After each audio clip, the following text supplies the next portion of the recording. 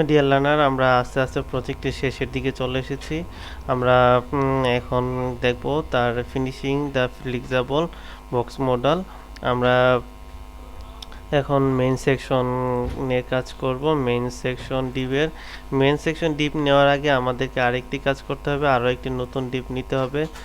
নতুন ডিপ আমরা এই জন্য নিব যে আমাদের যে মেন সেকশনের যে সাইড বারটি থাকবে, এই সাইড বারটিকে মেন সেকশনের যে কন্টেন্ট প্লাস তার যে সাইড বারটি থাকবে এটিকে আমরা ফ্লেক্সিবল করব, আর ফ্লেক্সিবল করার মাধ্যমে কিন্তু এটি রেসপন্সিভ হবে পরিপূর্ণ।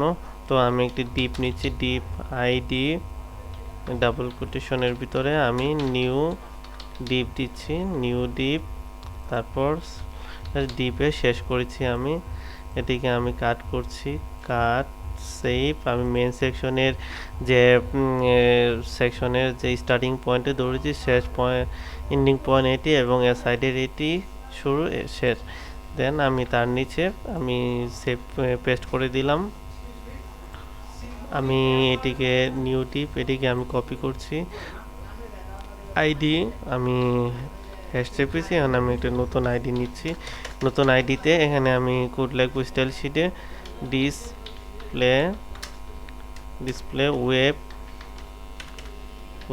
কিট। এটি হচ্ছে CSS3 একটি property, display web kit box. আমাদের খুব ভালোভাবে খেয়াল রাখতে হবে যাতে এখানে স্পেলিং যাতে মিস্টেক না হয়। স্পেলিং মিস্টেক হলে এখানে হবে না, প্রচুর প্রবলেম হতে পারে আপনার কাজে। ওরিয়েন্টেড ডট হরিজন্টাল, আমরা যে নতুন ডিপটি নিয়েছি নতুন ডিপটিকে ডিসপ্লে ওয়েব কিট বক্স করলাম এবং এটিকে হরিজন্টাল করে দিলাম। দেন তারপর আমাদের যে মেইন সেকশনটি রয়েছে তার ভিতরে এই মেইন সেকশনের আমরা আইডিতে কাজ করব। যে মেইন সেকশন আইডি আমরা হ্যাশ দিলাম। মেইন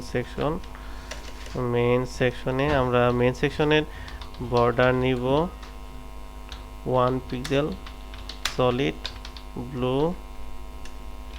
আমরা ওয়েব কিট ব্যবহার করব এখানে, webkit hyphen box flakes.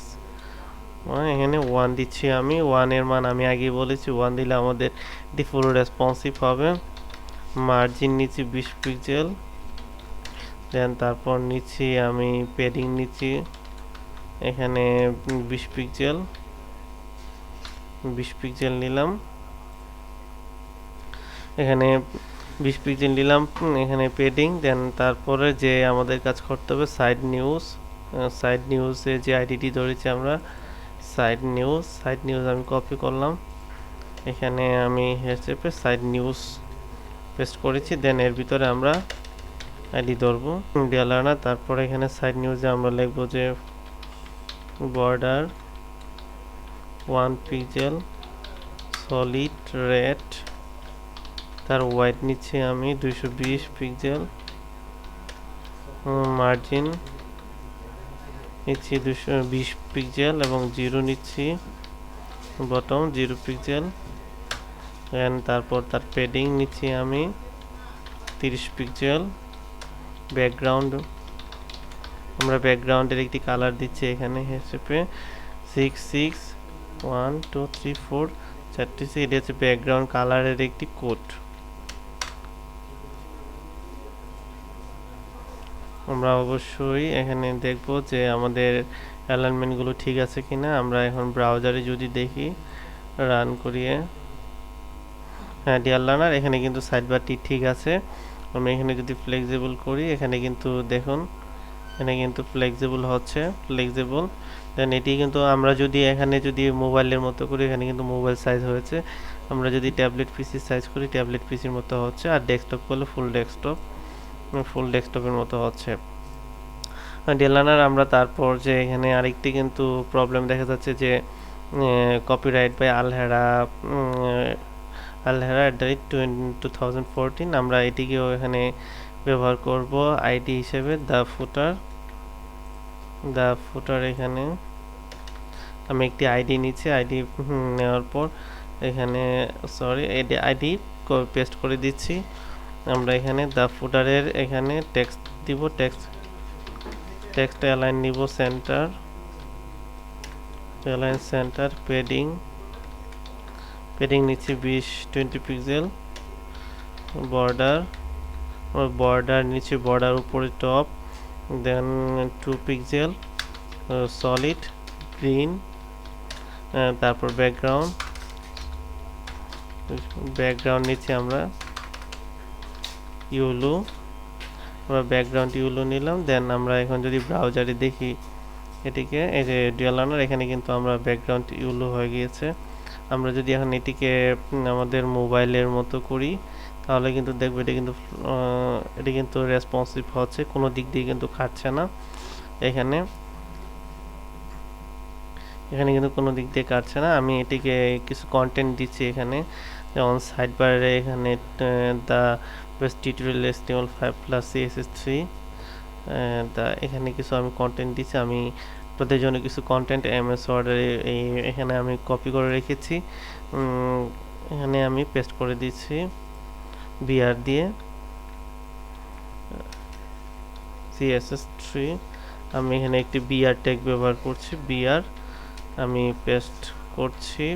আমি এখানে আবার নতুন একটি প্যারাগ্রাফ নিয়ে নিই, প্যারাগ্রাফ শেষ করলাম। এখানে আমি নতুন একটি প্যারাগ্রাফ নিলাম, আমি সেভ দিচ্ছি, সেভ দিয়ে ব্রাউজারে দেখি। এখানে কিন্তু কন্টেন্টগুলো এসেছে। এখানে আমি জাস্টিফাই করে দিই প্যারাগ্রাফের, এটিকে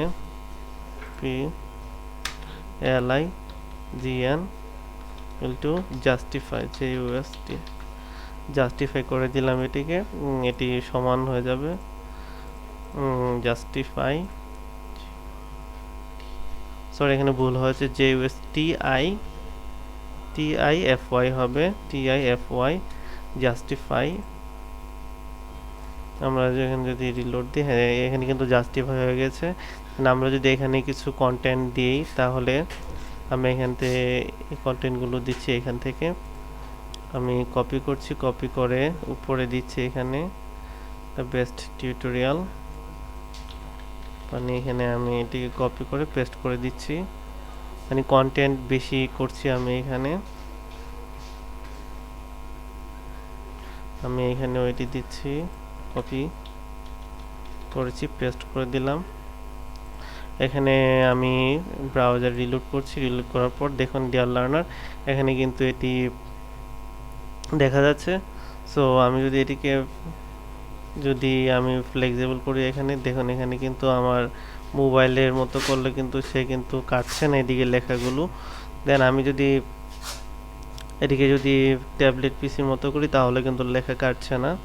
তো ডুয়াল লার্নার এই লেসনে আমরা শিখলাম যে কিভাবে একটি ফ্লেক্সিবল ডিজাইন করা যায় CSS3 মাধ্যমে, HTML+ CSS3। তারপরে আমরা জানবো যে টুইটার বুটস্ট্র্যাপ সম্পর্কে। ধন্যবাদ।